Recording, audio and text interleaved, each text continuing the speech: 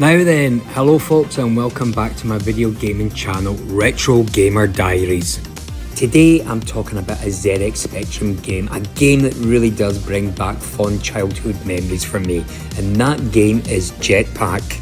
Now, Jetpac is a shooter video game developed and published by Ultimate Play the Game, and released for the ZX Spectrum and VIC-20 in 1983 and then the BBC Micro in 1984.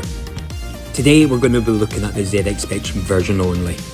The game was written by Ultimate co-founder Chris Stamper with graphics designed by his brother Tim Stamper. The game was also able to run on the 16K version of the Spectrum. It is a 16K game after all. So I really wanted to look into this game and see where it all started with this amazing company. Ultimate Play the Game was founded in 1982 by brothers Tim and Chris Stamper, along with Tim's wife Carol, from their headquarters in northwest Leicestershire, England. Later, the company became Rare.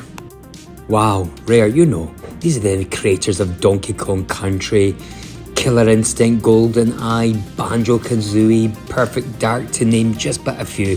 These guys are legends. Anyway, the Stamper brothers began producing multiple video games for the ZX Spectrum throughout the early 1980s. The company were known for their reluctance to reveal details about their operations and then upcoming projects. Little was known about their development process except that they used to work in separate teams. One team would work on the development while the other would concentrate on other aspects such as sound or graphics. And while developing Jetpac, the Stamper brothers closely studied the growing Japanese gaming market and had started to practice developing games for their then upcoming console, the Famicom, later predicting that the ZX Spectrum had a limited lifespan. Jetpac was Ultimate's first release in May 1983 for the 16K Spectrum. I have to say I was actually quite surprised that this was a 16K game and not a 48K game. But there you go. In a 1983 interview, Tim Stamper said that they deliberately targeted 16K machines as their smaller size meant development time was much shorter, claiming they could produce two 16K games in 1 month rather than just one 48K game. Jetpac was a huge commercial success. The Spectrum version alone sold more than 300,000 copies, providing the fledgling company with a turnover in excess of £1 million sterling. That's a pretty good achievement, considering that it's only their first game. So, what's the story of the game? Well, it's quite simple really. The game follows Jetman as he must rebuild his rocket in order to explore different planets while simultaneously defending against hostile aliens. Build a spaceship, fill it with fuel, then blast off to the next planet. Simple really. The game world is presented in a horizontal wraparound and consists of 3 platforms which Jetman can maneuver onto. Jetman must assemble his rocket and then fill it with fuel before taking off to the next planet, where the procedure is broadly repeated with alternative procedures. In addition, the player has to defend themselves from the planet's aliens, and for bonus points collect valuable resources which occasionally fall from above.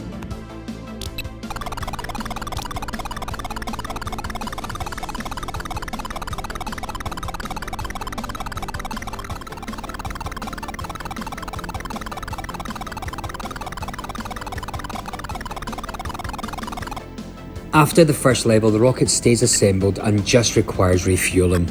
However, every 4 levels the rocket resets, giving the player an extra life, and the replacement has to be built before it can be refueled for takeoff.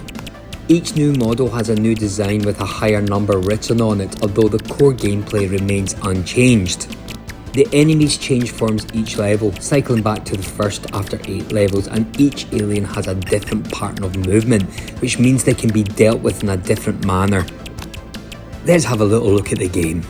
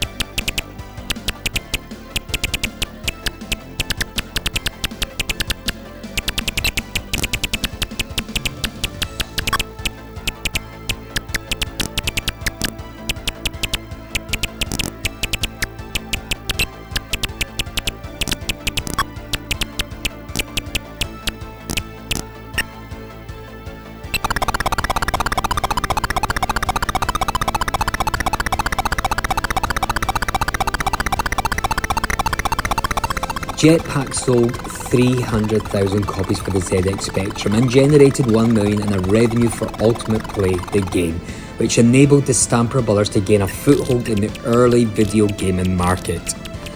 The game was critically acclaimed. Crash praised the graphics and presentation, citing that they were of the highest standard, and added that it was difficult to find any real faults with the game.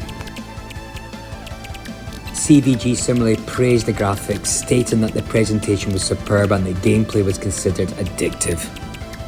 In a retrospective review, Chris Wilkins of Eurogamer noted that the colourful graphics and sound effects were advanced for the time, but what truly made for a faultless experience was its simple gameplay. I would agree with that too. ZX Computing praised the game's playability and replay value, stating that Jetpac was a very well put together piece of software. The game was #1 in the first Spectrum sales chart published by CVG. The ZX Spectrum version was voted number 73 in the Your Sinclair Reader's Top 100 Games of All Time in 1993 and was voted the 14th best game of all time by the readers of Retro Gamer for an article that was scheduled to be in a special Your Sinclair tribute issue. The game won the title Game of the Year at the 1983 Golden Joystick Awards. Jetpac was also followed by two sequels, Lunar Jetman in 1983 and Solar Jetman in 1990. The latter was not released for the ZX Spectrum, and a version for the Commodore 64 was finished but never released, following disappointing sales of the original NES version. So what's my opinion and how would I rate this game by ZX Spectrum standards? Well, okay, the game is only a 16K game, that is important to say, but I have to say the graphics and sound effects are slightly basic, even by Spectrum standards. The game is both addictive with simple top play. I was constantly returning to this game and trying to better my high score, very addictive. Therefore, I would rate this game 8 out of 10 stars. Ultimate produced a good game here and still worth a play today.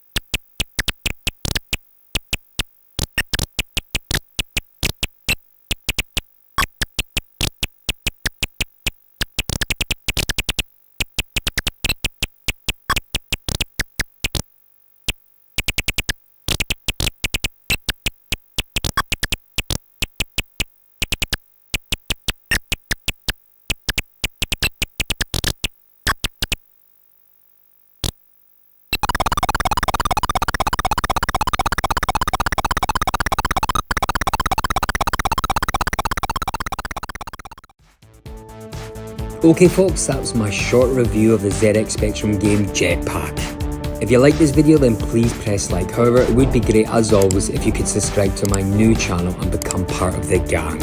Until my next game review, have a great day and I hope to see you all very soon. Take care everybody, bye bye.